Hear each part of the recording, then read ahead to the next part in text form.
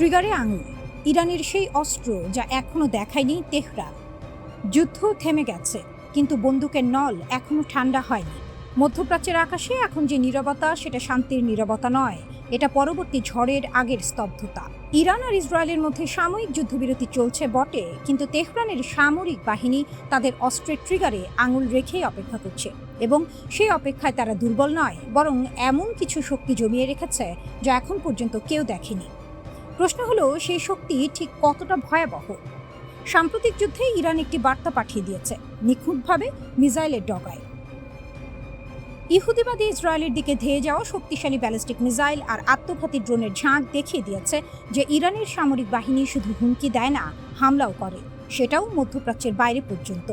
ভারত মহাসাগরে British American সামরিক ঘাঁটিতে নির্ভুল ক্ষেপণাস্ত্র হামলা চালিয়ে তেহরান প্রমাণ করেছে দূরত্ব এখন আর কোনো ঢাল নয়। ইরান চাইলে হাজার হাজার কিলোমিটার দূরে গিয়েও প্রতিপক্ষের বুকে আঘাত করতে পারে।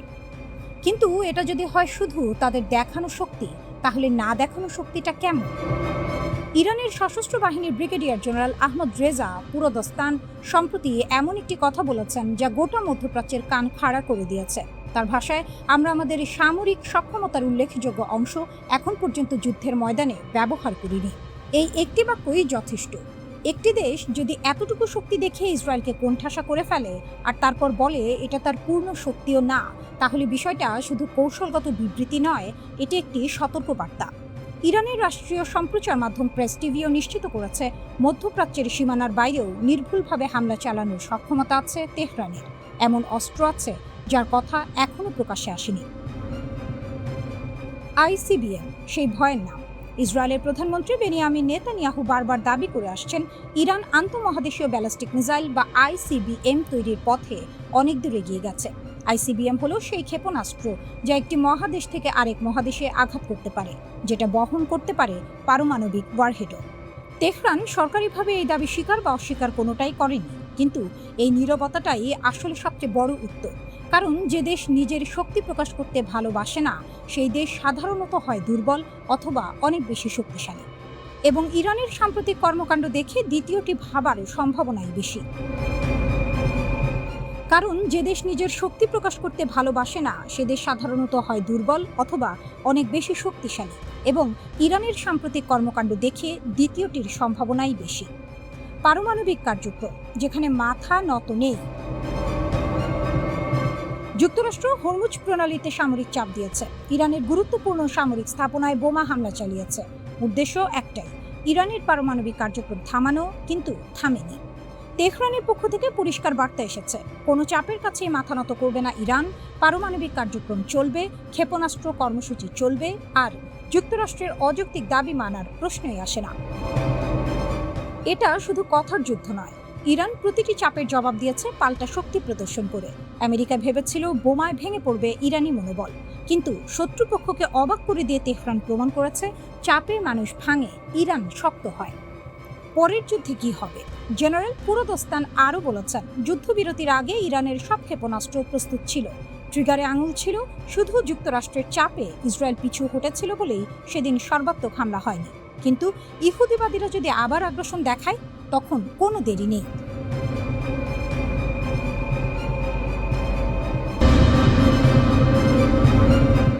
ইরান অস্ত্র নামায়নি কেন? সীমান্তে ভারী অস্ত্র, সেনাবাহিনীর রণসজ্জা, আর তেহরানের গলায় একটাই বার্তা, আমরা প্রস্তুত।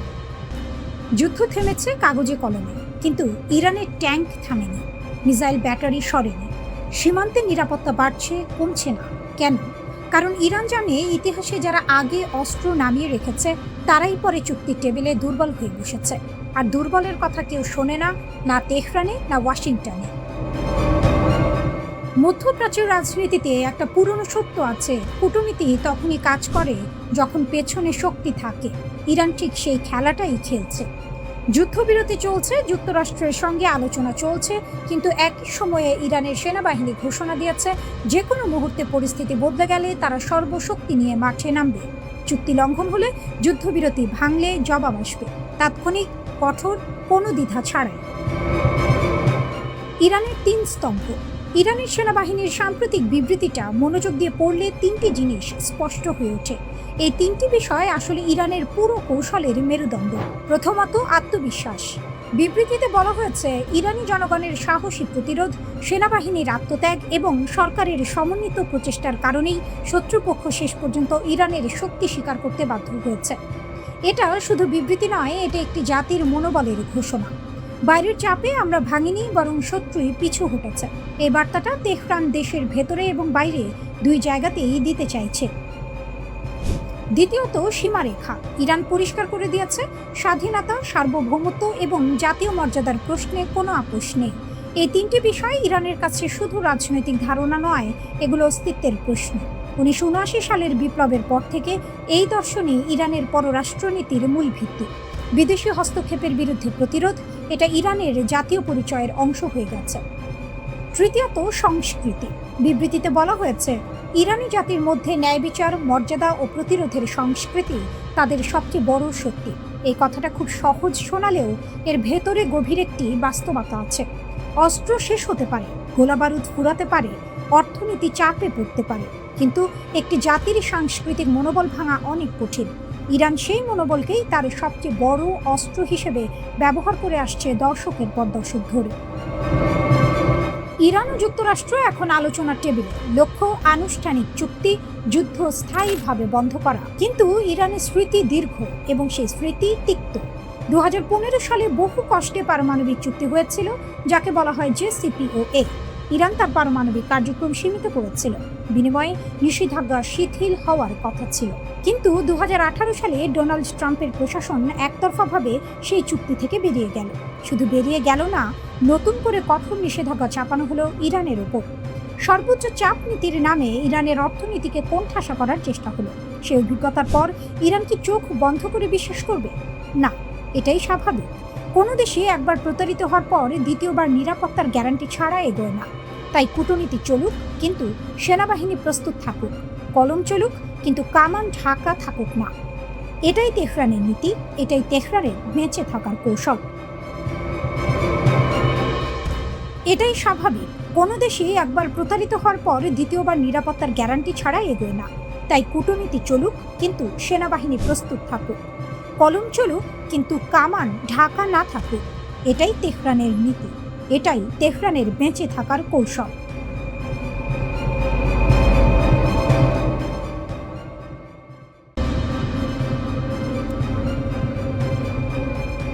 ট্রাম্প চেয়েছিলেন আত্মসমর্পণ, পেলেন পরাজয়। ইতিহাসের সবচেয়ে শক্তিশালী সামরিক জোট। একদিকে যুক্তরাষ্ট্র, ইসরায়েল আর উপসাগরীয় দেশগুলো, অন্যদিকে একা ইরান। হিসাবটা সহজ ছিল, আঘাত করো, ভেঙে পড়বে, চাপ দাও, মাথা নোয়াবে। ডোনাল্ড ট্রাম্প নিজে দাবি করেছিলেন নিঃশর্ত আত্মসমর্পণ। ইরান আত্মসমর্পণ করেনি।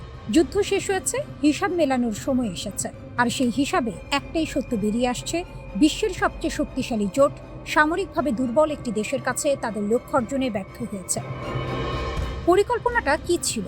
দ্রুত আঘাত, চূড়ান্ত আঘাত। ইরানের ভেতর যে বিভাজন আছে, যে অর্থনৈতিক চাপ আছে, তা কাজে লাগাও। শাসন ব্যবস্থা নিজেই ধসে পড়বে, তেহরান হাঁটু গেড়ে বসবে। কিন্তু ঘটল উল্টো।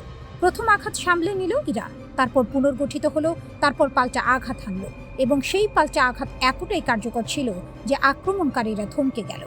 রুশ সংবাদ মাধ্যম RT-তে প্রকাশিত বিশ্লেষণে রাশিয়া ইন গ্লোবাল অ্যাফেয়ার্সের প্রধান সম্পাদক ফাইদর লুকিয়ানভ এটাকে বললেন অপ্রতিসম পাল্টা আক্রমণ। নতুন যুগের সবচেয়ে বড় বৈশিষ্ট্য, দুর্বল পক্ষ শক্তিশালী পক্ষের সমকক্ষ না হয়েও তাকে থামিয়ে দিতে পারে। চারটি চাল, চারটি মাস্টার স্ট্রোক। ইরান ঠিক কিভাবে এটা করল? প্রথম চাল, হরমুজ।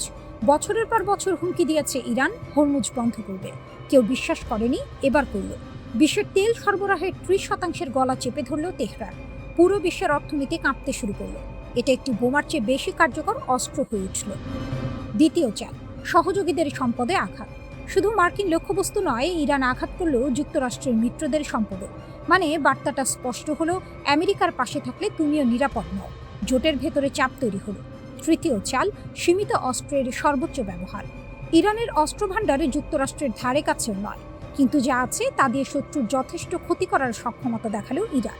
পরিমাণ নয়, কার্যকারিতাই এখানে মাপকাঠি। চতুর্থ চাল, ক্ষতি সহ্য করার ক্ষমতা। এটাই হয়তো সবচেয়ে বড় অস্ত্র। ইরান মার খেলেও কিন্তু ভাঙল না। আর যুক্তরাষ্ট্র, দীর্ঘযুদ্ধের ধকল সহ্য করার রাজনৈতিক ইচ্ছা তাদের ছিল না, শক্তিশালীর দুর্বলতা। এই যুদ্ধ একটি বড় সত্য উন্মোচন করেছে, শক্তিশালী পক্ষেরও সীমাবদ্ধতা আছে। যুক্তরাষ্ট্রের কাছে পৃথিবীর সেরা সামরিক বাহিনী আছে, কিন্তু সেই বাহিনী ব্যবহার করার রাজনৈতিক মূল্য আছে। ভেতরে ভেতরে জনমত আছে, কংগ্রেস আছে, মিত্রদের চাপ আছে। ট্রাম্প যুদ্ধ শুরু করেছিলেন দ্রুত জয়ের আশায়। দীর্ঘযুদ্ধে আটকে যাওয়ার ভয় তার ছিল, এবং ইরান ঠিক সেই দুর্বলতাটাকে কাজে লাগালো। দ্রুত ভাঙল না, দীর্ঘ টানে ধরে রইল, আর ট্রাম্পের রাজনৈতিক হিসাব ওলটপালট হয়ে গেল। লুকিয়ানভের বিশ্লেষণ বলছে, ট্রাম্প এখন আরেকটি পূর্ণাঙ্গ সামরিক সংঘাতে জড়াতে গভীরভাবে অনিচ্ছুক, কারণ ইরানের বিরুদ্ধে যে যুদ্ধ শুরু করেছিলেন তার একটি উদ্দেশ্যও পূরণ হয়নি। এটাকে বলে পরাজয়। যুদ্ধের আগে যা ছিল, যুদ্ধের পরেও তাই আছে। ইরানের পারমাণবিক প্রশ্ন ঝুলছে, হরমুজ আবার খুলবে, কিন্তু কোন শর্তে সেটা এখনো অস্পষ্ট। দুই পক্ষ দুই রকম ব্যাখ্যা দিচ্ছে। বাগাড়ম্বর সরালে ছবিটা পরিষ্কার। যুক্তরাষ্ট্র ইসরায়েল যা চেয়েছিল পায়নি। পারস্য কূটনীতির ইতিহাস বলে, আলোচনার টেবিলে ইরান দৃঢ় থাকে, ধৈর্য ধরে থাকে, মানে খেলা শেষ হয়নি। কিন্তু এই রাউন্ডে কে এগিয়ে সেটা বলার জন্য বিশেষজ্ঞ হওয়া লাগে না।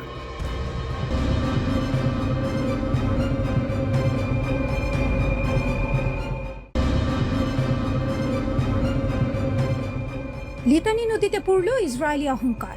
হিজবুল্লাহ ডাবল ট্যাপ ড্রোন হামলায় কাঁপছে তেল আবিব।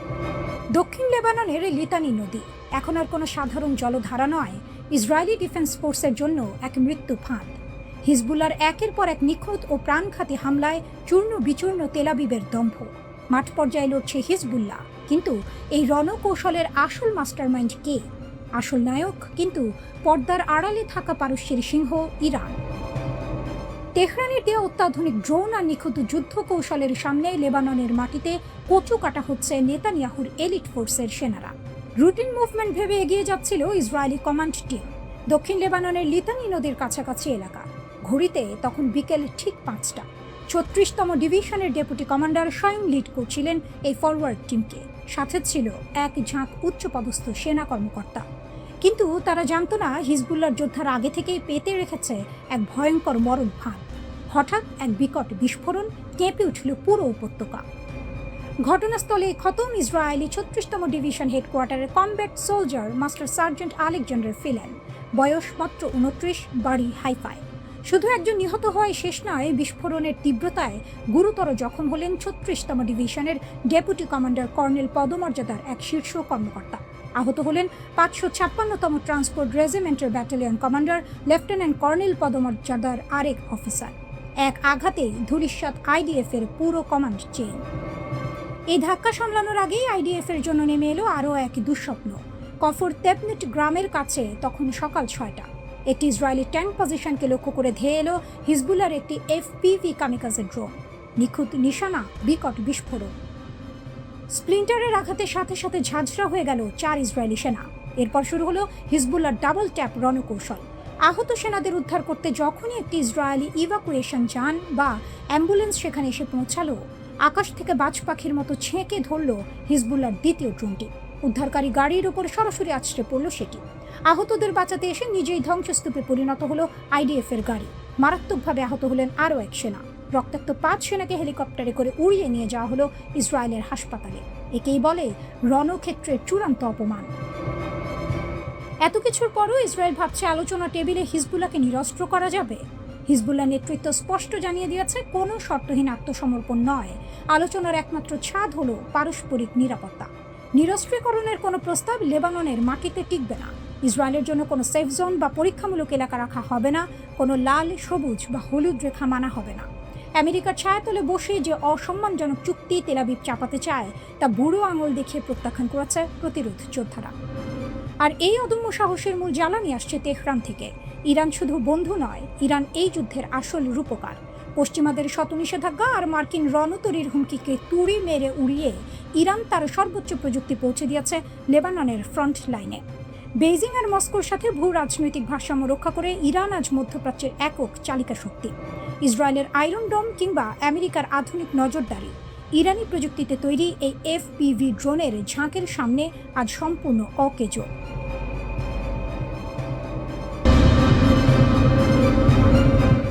2 ঘন্টা ট্রাম্প নিজেই বললেন ইরানের পারমাণবিক অস্ত্র থাকলে ইসরায়েল 2 ঘন্টাও টিকত না।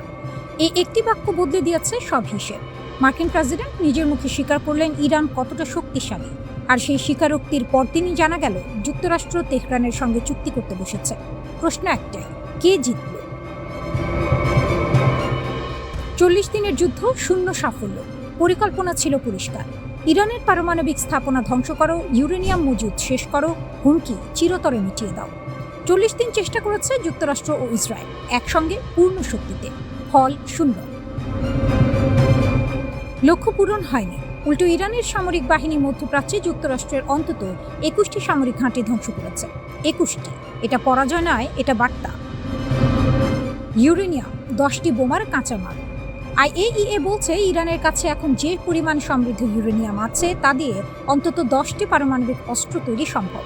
শর্ত একটাই, 60% মাত্রার ইউরেনিয়াম 90% উন্নীত করতে হবে। কতটা সময় লাগবে সেটা করতে? বিশ্লেষকরা বলছেন বেশি নয়। নেতানিয়াহু বলেছিলেন ইরান পারমাণবিক অস্ত্র বানাতে সফল হলে ইসরায়েলের অস্তিত্ব বিপন্ন, তাই লড়াই চালিয়ে যাওয়ার ঘোষণা দিয়েছিলেন। ইউরেনিয়াম ধ্বংস না হওয়া পর্যন্ত যুদ্ধ থামবে না, কিন্তু থামতে হলো।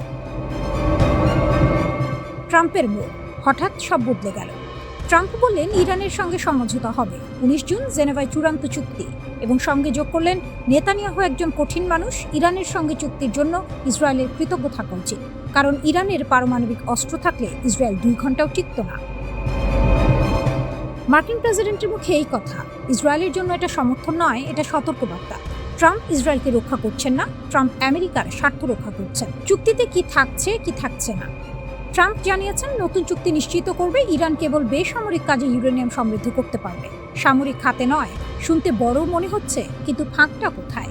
ক্ষেপণাস্ত্র কর্মসূচি। ইরানের মিসাইল তৈরি বন্ধের কোনো শর্ত এই চুক্তিতে নেই বলেই সংবাদ মাধ্যমগুলো জানাচ্ছে। হরমুজ প্রণালীর নিয়ন্ত্রণ নিয়েও আলোচনা হচ্ছে, কিন্তু ক্ষেপণাস্ত্র সেটা বাদ। ইসরায়েল এটা জানে, তাই প্রতিরক্ষামন্ত্রী ইসরায়েল কাটস বললেন ইরান যাতে ভবিষ্যতে পারমাণবিক অস্ত্র না বানাতে পারে সেজন্য আমরা স্বাধীনভাবে পদক্ষেপ নিতে পারি। অর্থাৎ ইসরায়েল আমেরিকার চুক্তির বাইরে নিজের পথে হাঁটবে, একা। কিন্তু একা পারবে? ইরানের হাতে কি আছে? শুধু ইউরেনিয়াম নয়, ইরানের হাতে আছে হাজার হাজার ব্যালিস্টিক মিসাইল, ড্রোন বহর, প্রক্সি নেটওয়ার্ক, হিজবুল্লাহ, হুতি, ইরাকি মিলিশিয়া এবং হরমুজ ও বাব আল মান্দাব 2 প্রণালীর উপর কৌশলগত নিয়ন্ত্রণ। 40 দিনের যুদ্ধে ইরান ভাঙেনি, বরং পাল্টা আঘাত করেছে, মার্কিন ঘাঁটি ধ্বংস করেছে এবং আলোচনা টেবিলে এসেছে নিজের শক্তি। এটাই ইরানের শক্তি। জেনেভার পর কি? 19 জুন চুক্তি হলে মধ্যপ্রাচ্যে সাময়িক স্থিরতা আসতে পারে, কিন্তু মূল প্রশ্ন থেকে যাচ্ছে। ইরানের ক্ষেপণাস্ত্র থাকছে, ইউরেনিয়াম মজুদ থাকছে, প্রক্সি নেটওয়ার্ক থাকছে, শুধু একটা কাগজে সই হবে। ট্রাম্প চুক্তি ব্যর্থ হলে আবার হামলার হুমকি দিয়েছেন, কিন্তু 40 দিনে যা পারেননি, পরে কিভাবে পারবে? ইরান সেই হিসাবও জানে। 2 ঘন্টা। ট্রাম্পের মুখ থেকে বেরিয়ে আসা এই দুটো শব্দ আসলে পুরো একটা যুদ্ধের সারাংশ। ইসরায়েল লড়েছে, আমেরিকা লড়েছে, 40 দিন আগুন জ্বলেছে, শেষে টেবিলে বসতে হলো ইরানের শর্তে।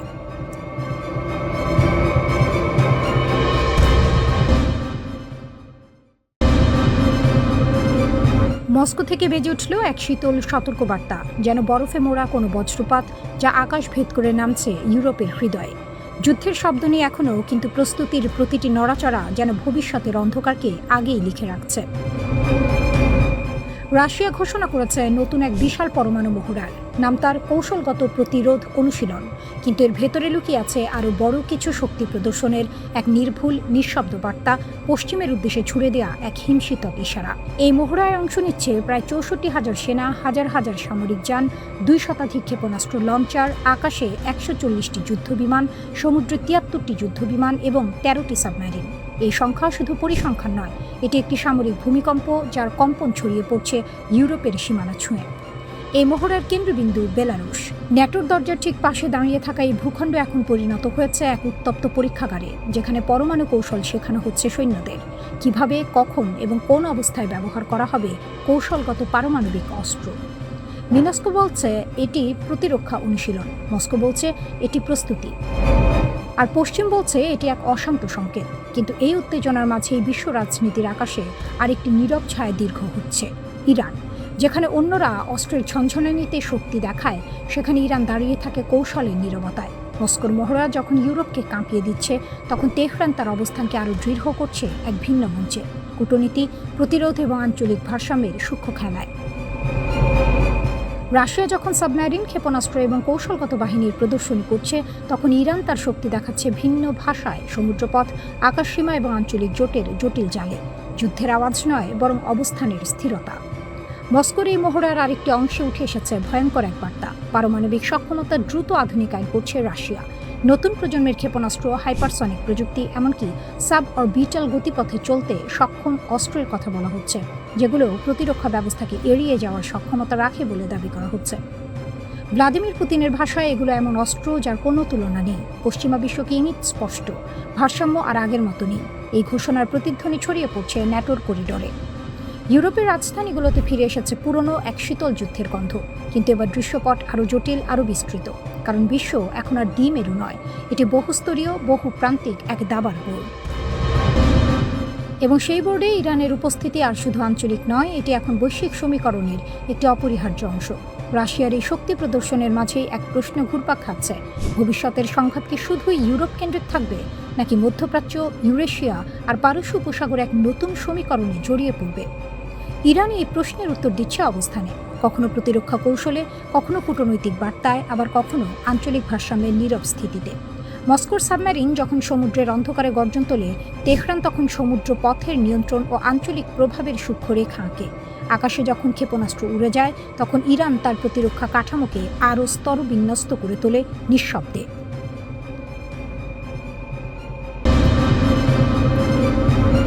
ইসরায়েলের আকাশে আগুনের ফুলকি উঠতেই মধ্যপ্রাচ্যের বাতাস বদলে গেল।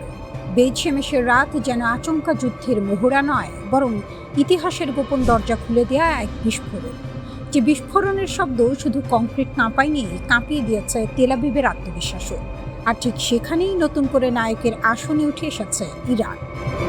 কারণ বহুদিন ধরেই তেহরান বলে আসছিল, ইসরায়েলের তথাকথিত অভেদ্য ঢাল আসলে কাঁচের দেয়াল, এক ধাক্কায় চুরমার হয়ে যেতে পারে। বেইত-শেমেশের বিস্ফোরণ ছিল যেন ধোঁয়া উঠলে আগুন কোথাও না কোথাও জ্বলছেই, প্রবাদটির জীবন্ত সংস্করণ। ইসরায়েলি কর্তৃপক্ষ বলছে এটি ছিল পরিকল্পিত পরীক্ষা, কিন্তু প্রশ্ন উঠছে, যদি সবই নিয়ন্ত্রণে থাকে, তবে রাতের অন্ধকারে এমন তীব্র বিস্ফোরণের দরকার কি ছিল? কেন আশেপাশের বাড়িগুলোর জানালা উড়ে গেল? কেন সামাজিক মাধ্যমে ছড়িয়ে পড়া ভিডিওতে দেখা গেল আকাশ ছুঁয়ে ওঠা আগুনের মেঘ? ঘটনাস্থল ছিল টোমার নামের একটি রাষ্ট্রায়ত্ত প্রতিরক্ষা প্রতিষ্ঠানের টেস্টিং জোন। এই প্রতিষ্ঠানই ইসরায়েলের ক্ষেপণাস্ত্র ও রকেট প্রযুক্তির গুরুত্বপূর্ণ কারিগর। আঙুলের ডগায় আগুন নিয়ে খেলা করতে গিয়ে যে হাত পুড়ে যেতে পারে, সেই পুরনো সত্যটাই যেন হাড়ে হাড়ে টের পেল তেল আবিব। সবচেয়ে বেশি আলোচনা এসেছে অ্যারো ক্ষেপণাস্ত্র প্রতিরক্ষা ব্যবস্থা। ইরানের ব্যালিস্টিক ক্ষেপণাস্ত্র ঠেকাতে এই ব্যবস্থার উপরেই নির্ভর করে ইসরায়েল। কিন্তু বিস্ফোরণের পর আঞ্চলিক বিশ্লেষকদের প্রশ্ন, এই ছাতায় কি বড় ফাটল ধরেছে? গোদের ওপর বিস্ফোরার মতো ঘটনাস্থলের কাছেই রয়েছে সেদত মিখা ঘাঁটি, যাকে দীর্ঘদিন ধরেই ইসরায়েলের কৌশলগত ক্ষেপণাস্ত্র অবকাঠামোর অংশ হিসেবে দেখা হয়। ফলে সন্দেহের আগুনে ঘি পড়েছে আরও বেশি। কেউ বলছে দুর্ঘটনা, কেউ বলছে নাশকতা। কিন্তু একটা বিষয় পরিষ্কার, ইসরায়েলের নিরাপত্তা বলয় নিয়ে যে অহংকার ছিল, তাতে বড়সড় চিট ধরেছে।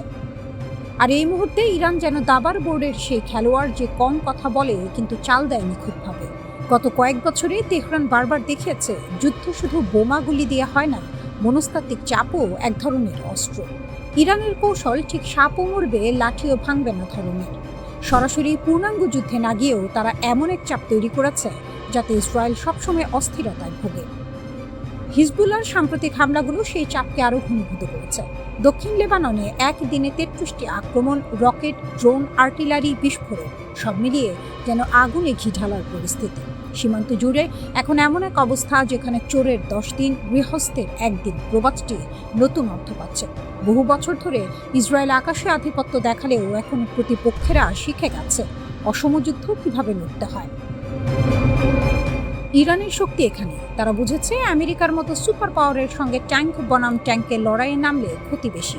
তাই তারা তৈরি করেছে প্রক্সি নেটওয়ার্ক, ড্রোন বাহিনী, ক্ষেপণাস্ত্র ভাণ্ডার এবং মনস্তাত্ত্বিক যুদ্ধের কৌশল, যেন নদীর স্রোতের মতো। চোখে শান্ত, কিন্তু ভিতরে প্রচণ্ড টান। মধ্যপ্রাচ্যে এখন যে নতুন সমীকরণ তৈরি হচ্ছে, সেখানে ইসরায়েলের প্রতিটি দুর্ঘটনাই রাজনৈতিক ভূমিকম্পে পরিণত হচ্ছে।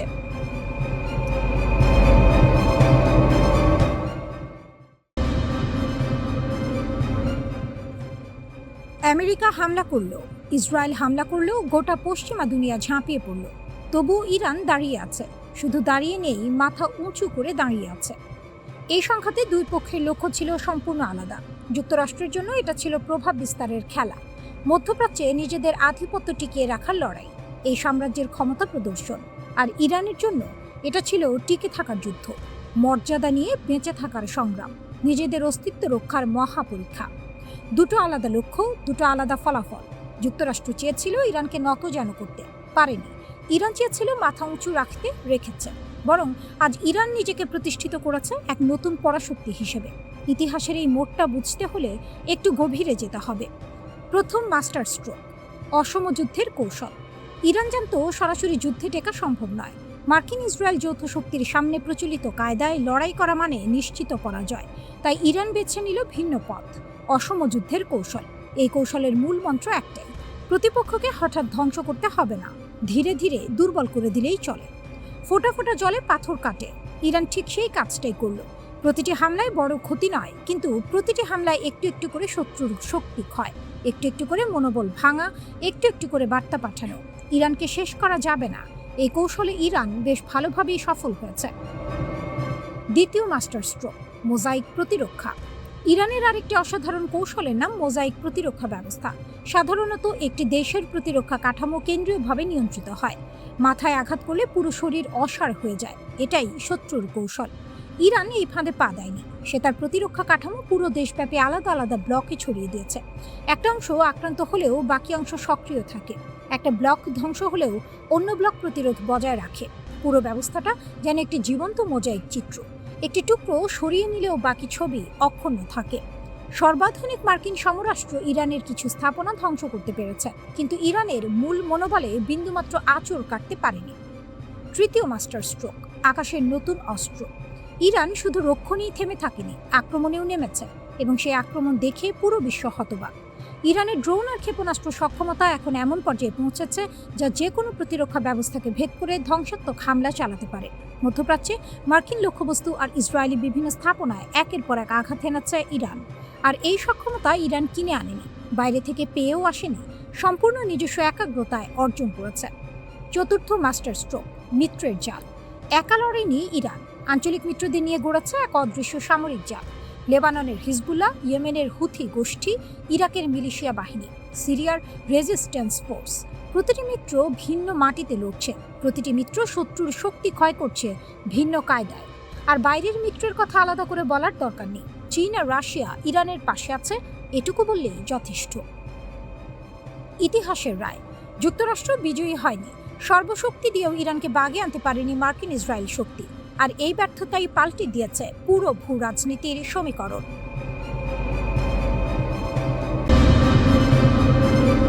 মধ্যপ্রাচ্যের আকাশে আবারও জমছে কালো মেঘ, কিন্তু এবার ঝড়টা যেন অন্যরকম, নিঃশব্দ, অদৃশ্য আর অনেক বেশি হিসেবে। প্রশ্নটা এখন সরাসরি, ইরান কি নতুন সশস্ত্র ফ্রন্ট খুলে এমন এক খেলা শুরু করতে যাচ্ছে যেখানে প্রতিপক্ষ বুঝে ওঠার আগেই ঘায়েল হয়ে যাবে? তেহরান যেন দাবার বোর্ড সাজিয়ে ফেলেছে, গুটি নড়ছে ধীরে, কিন্তু লক্ষ্য সরাসরি রাজা। ইয়েমেনের হুথিদের একটা সময়ে অনেকেই স্থানীয় বিদ্রোহী ভেবেছিল, কিন্তু সময় প্রমাণ করেছে সেই ছোট আগুনই আজ আঞ্চলিক শক্তির বিরুদ্ধে বড় চ্যালেঞ্জ। এখন প্রশ্ন উঠছে, ইরান কি ঠিক সেই পথেই হাঁটছে? নতুন আরেকটি প্রক্সি শক্তি, নতুন এক অদৃশ্য বাহিনী? যুক্তরাষ্ট্র আর ইসরায়েল যেখানে সরাসরি শক্তি প্রদর্শনে বিশ্বাসী, ইরান সেখানে খেলছে দীর্ঘমেয়াদী খেলা। তারা জানে একটি সরাসরি যুদ্ধ মানে শুধু অস্ত্রের লড়াই না, বরং অর্থনীতি, কূটনীতি আর জনমতের লড়াইও। তাই তারা বেছে নিয়েছে অন্য রাস্তা। ব্রিগেডিয়ার জেনারেল মোহাম্মদ আকরাম ইনিয়া সরাসরি বলেছেন, নতুন ফ্রন্ট, নতুন অস্ত্র, নতুন কৌশল। এই তিনটি শব্দই এখন পুরো অঞ্চলের জন্য অ্যালার্ম বেল। কিন্তু এই নতুন বলতে আসলে কি বোঝাচ্ছে তেহরান? প্রথমত, প্রক্সি নেটওয়ার্কের বিস্তার। ইরান ইতিমধ্যেই মধ্যপ্রাচ্যের বিভিন্ন জায়গায় এমন শক্তির জাল বুনেছে যেগুলো একদিকে স্থানীয়, অন্যদিকে কৌশলগতভাবে ইরানের সঙ্গে সংযুক্ত। এটা যেন মাকড়সার জাল, এক প্রান্তে টান দিলেই অন্য প্রান্ত কেঁপে ওঠে। দ্বিতীয়ত, অস্ত্রের বিবর্তন। সাম্প্রতিক যুদ্ধে শুধু মিসাইল আর আত্মঘাতী ড্রোন দিয়েই ইসরায়েলি স্থাপনাগুলোকে কাঁপিয়ে দিয়েছে তেহরান। এখন তারা বলছে এটা ছিল কেবল শুরু। রাশিয়ার সহায়তায় উন্নত মিসাইল প্রযুক্তি, দীর্ঘ পাল্লার হামলা সক্ষমতা আর নতুন প্রজন্মের ড্রোন, সব মিলিয়ে ইরান যেন নিজের অস্ত্রাগারকে নতুন করে সাজিয়েছে। তৃতীয়ত, পারমাণবিক ছায়া। ইসরায়েলের প্রধানমন্ত্রী বেনিয়ামিন নেতানিয়াহু দাবি করেছেন ইরানের কাছে পর্যাপ্ত সমৃদ্ধ ইউরেনিয়াম রয়েছে, যা 90% উন্নীত করলে পারমাণবিক অস্ত্র তৈরি সম্ভব। আর ইরানের পক্ষ থেকেও ইঙ্গিত দেওয়া হয়েছে যদি আগ্রাসন বাড়ে তাহলে তারা সেই পথেই হাঁটতে পারে। এটা ঠিক যেন পিঠ দেয়ালে ঠেকে গেলে বাঘও থেমে থাকে না। এখন আসি সবচেয়ে গুরুত্বপূর্ণ জায়গায়, হরমুজ প্রণালী। বিশ্বের জ্বালানির প্রায় 20% এই সরু জলপথ দিয়ে যায়, আর সেই পথ এখন ইরানের প্রভাবের মধ্যে। মানে যুদ্ধ শুধু মিসাইল দিয়ে না, তেল দিয়েও লড়া হচ্ছে। যুক্তরাষ্ট্র এই সংকটের সমাধান খুঁজতে চীনের দ্বারস্থ হয়েছিল, কিন্তু ফল খালি হাতে ফেরা। এটা যেন ঢাকঢোল পিটিয়ে যাওয়া আর নিঃশব্দে ফিরে আসা। এই ব্যর্থতা যুক্তরাষ্ট্রের কৌশলগত দুর্বলতাকে এই সামনে এনে দিয়েছে। অন্যদিকে ইরান সময়টাকে কাজে লাগিয়েছে নিখুঁতভাবে। যুদ্ধবিরতির সময়টাকে তারা ব্যবহার করেছে পুনর্গঠনের জন্য। নতুন কৌশল, নতুন পরিকল্পনা, নতুন প্রস্তুতি। এখন তারা শুধু প্রতিরোধ করছে না, তারা প্রস্তুত আক্রমণের জন্য। মার্কিন গোয়েন্দা রিপোর্ট বলছে ইরান মধ্যপ্রাচ্য জুড়ে যুক্তরাষ্ট্রের সামরিক ঘাঁটিগুলোকে ঘিরে এক নতুন জাল তৈরি করেছে। মানে যুদ্ধ শুরু হলে সেটা হবে চারদিক থেকে চাপের খেলা। ইরান একা লড়বে না, তার নেটওয়ার্কে হবে আসল শক্তি। আর এই জায়গাতেই বদলে যাচ্ছে খেলার নিয়ম। আগে যুদ্ধ মানে ছিল দুই দেশের সেনাবাহিনীর মুখোমুখি সংঘর্ষ। এখন যুদ্ধ মানে একটি দেশের বিরুদ্ধে একাধিক অদৃশ্য শক্তির একযোগে আঘাত। এই নতুন বাস্তবতায় ইসরায়েল ও যুক্তরাষ্ট্রের জন্য চ্যালেঞ্জ অনেক বড়।